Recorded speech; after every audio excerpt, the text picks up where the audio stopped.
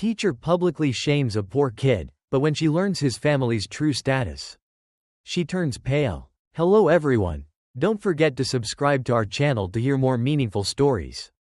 Daniel Carter stood at the grand iron gates of Riverside Academy High School, his heart pounding against his ribs. The sheer magnificence of the school loomed before him like a world he had never belonged to, ornate buildings with towering glass windows, sprawling lawns trimmed to perfection, and students who strolled through the pristine walkways as if they were royalty. Everything about this place screamed wealth and privilege, a stark contrast to the life he had always known. Daniel tightened his grip on the worn-out straps of his backpack, his fingers brushing against the frayed edges of fabric that had seen better days. His uniform, though clean, was noticeably faded, his sneakers slightly scuffed, standing in sharp contrast to the polished leather shoes and tailored blazers of his classmates. From the moment he stepped onto campus, he could feel it, the silent but suffocating divide. The students here were the children of CEOs, senators, and media moguls, born into a life where private jets and summer homes were the norm. They spoke of extravagant vacations in Monaco and exclusive parties in the Hamptons while Daniel quietly sat alone, focusing on his books, trying to drown out the whispers and judgmental glances that seemed to follow him wherever he went. But what stung the most wasn't just the stares or the murmured insults, it was Mrs. Anderson, his homeroom teacher. The moment their eyes met on the first day, Daniel knew she had already decided who he was, an outsider, an inconvenience. Unlike the warm smiles and enthusiastic praise she showered upon students like Emily Thompson and Jonathan Parker, her words to him were always edged with something colder, something sharper. Daniel, what are you doing here? Her voice carried an unmistakable trace of sarcasm, her eyes scanning him from head to toe. I heard you got in on a scholarship. How incredible. The way she stretched out the word incredible made it sound more like an insult than a compliment. A few students nearby snickered, casting knowing smirks in Daniel's direction. He swallowed hard, keeping his face neutral, refusing to give them the satisfaction of seeing his discomfort. As he moved to his seat, he caught Emily Thompson's sneering gaze. The daughter of a billionaire, she sat poised with effortless arrogance, twirling a gold pen between her manicured fingers. Leaning toward her best friend, she whispered just loud enough for Daniel to hear. Does anyone else smell that? Smells like cheap. Laughter erupted around him. Daniel clenched his jaw, his fingers tightening around the spine of his book. But he said nothing. He had learned long ago that in places like this, words were weapons and silence was his only shield. The tension in the classroom was suffocating, but Daniel Carter had learned to live with it. He kept his head down, his fingers tracing the worn edges of his notebook, pretending not to hear the whispers, the snickers, the condescending remarks that followed him like a shadow. But today, the air was heavier. There was a lesson on the American dream. And Daniel knew that if there was ever a moment when he would feel like an outsider, it was now. Mrs. Anderson stood at the front of the room, her posture poised, her voice smooth and authoritative. The American dream, she announced, her eyes scanning the class, lingering on the wealthiest students, is the idea that with enough hard work, anyone can achieve success, wealth, and prosperity. Daniel straightened in his seat. His heart pounded as he raised his hand, a rare action in this class where his words were often dismissed before they were even spoken. Mrs. Anderson arched an eyebrow, clearly surprised by his audacity, but she nodded for him to speak. He took a deep breath. I don't think the American dream is just about money, he began, his voice steady but firm. It's about equal opportunity, about making sure that no matter where you come from, you have a chance to succeed. But in reality, not everyone gets the same starting line.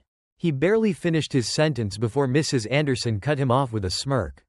Folding her arms, Daniel, she said, her tone sharp, laced with mockery. I don't think someone with your background has the qualifications to fully understand the value of the American dream. People who aren't part of this world can't truly comprehend what it takes to succeed in it. A heavy silence fell over the room. The words struck Daniel like a slap. And for a moment, he couldn't breathe. The weight of humiliation pressed down on him as snickers and whispers echoed through the class. Jonathan Parker, one of the wealthiest students, leaned back in his chair with a smug grin. If you really want to succeed, Carter, maybe you should focus on making money first. Here at Riverside, the American dream isn't just about ideals, it's about wealth. Mrs. Anderson nodded approvingly. Exactly, Jonathan. Very insightful. At Riverside Academy, we don't just talk about success, we live it. Daniel sat there, his hands clenched under the desk, his heart hammering against his ribs. He wanted to fight back, to argue that success wasn't just about privilege, about being born into the right family, about having doors opened for you before you even had to knock. But he knew the truth, no matter what he said, no matter how hard he worked. In their eyes, he would always be less. The lesson continued, but for Daniel, the words blurred into meaningless noise. The sharp sting of Mrs. Anderson's dismissal, the smug laughter of his classmates, the unspoken truth hanging in the air, "You don't belong here," was louder than anything else. The dreaded parent-teacher meeting loomed like a storm cloud over Daniel Carter's head. He knew what was coming. Mrs.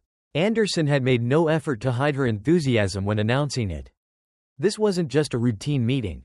It was a stage, carefully set, where she would publicly dismantle him, reducing him to nothing more than a mistake, a scholarship student who had no business being at Riverside Academy.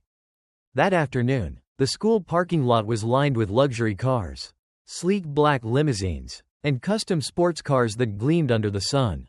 Parents arrived in tailored suits and designer dresses, their conversations filled with stock market trends and vacation homes in the Maldives. Daniel walked beside his mother, Mrs. Carter, her simple yet neat outfit starkly different from the sea of wealth around them.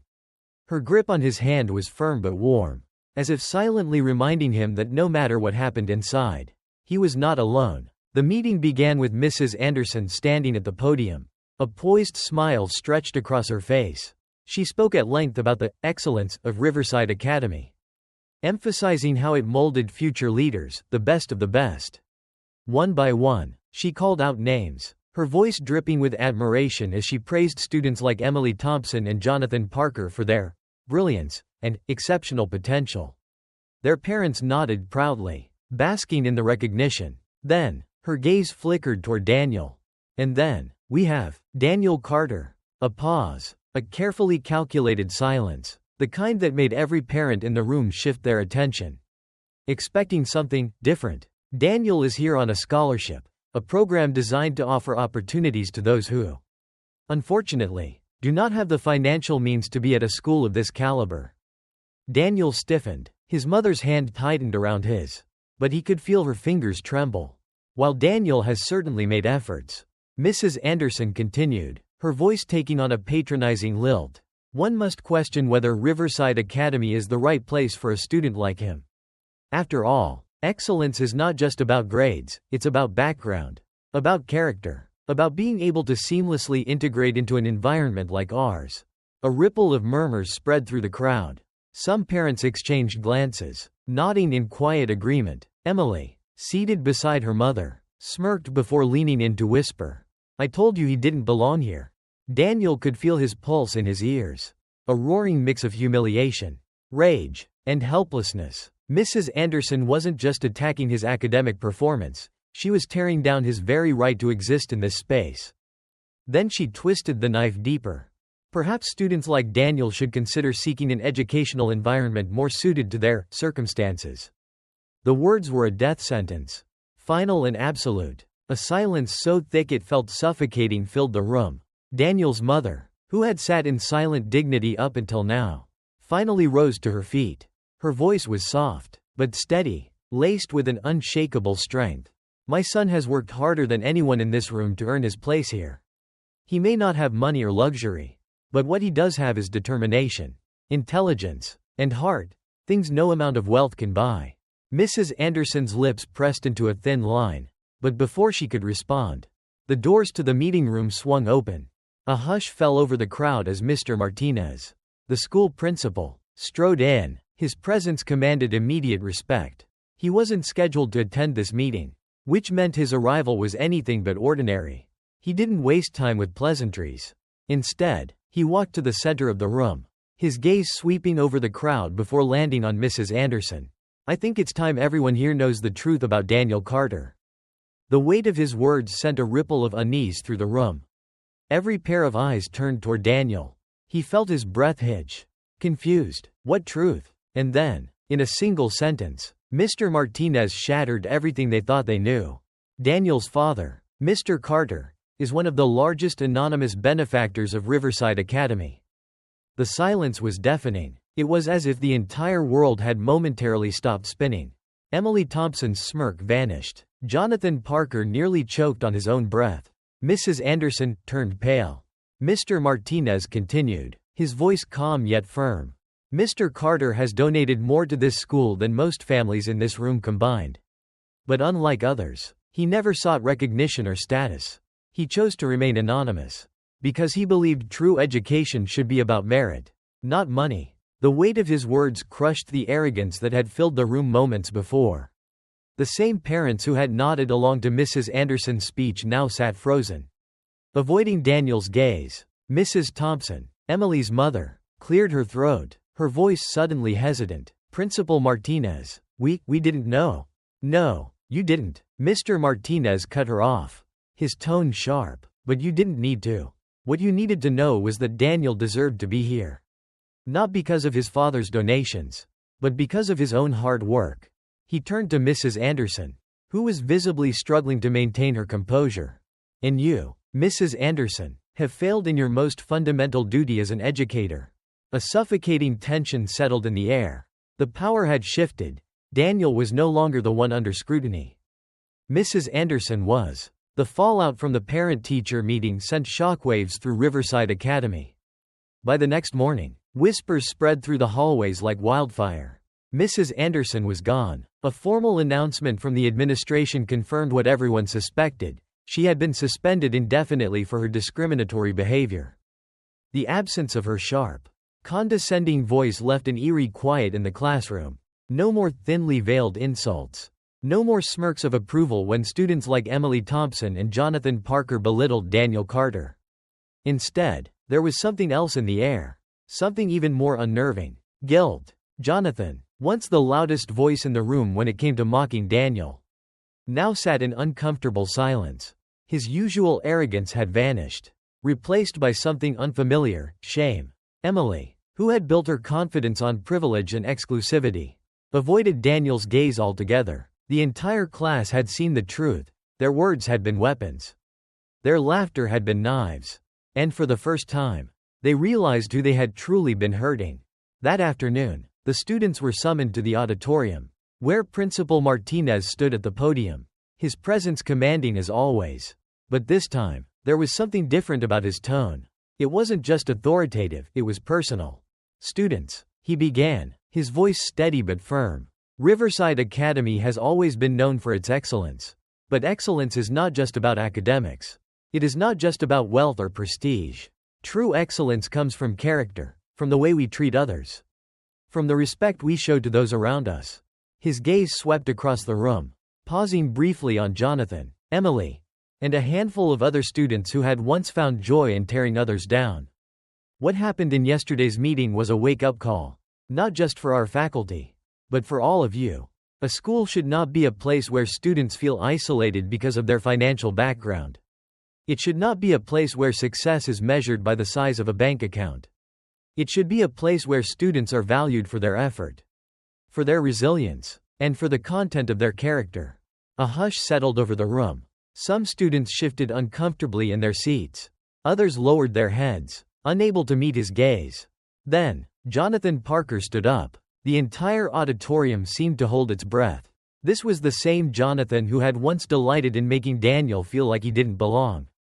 The same Jonathan who had laughed when Mrs. Anderson humiliated him in front of the class. But his face was different now.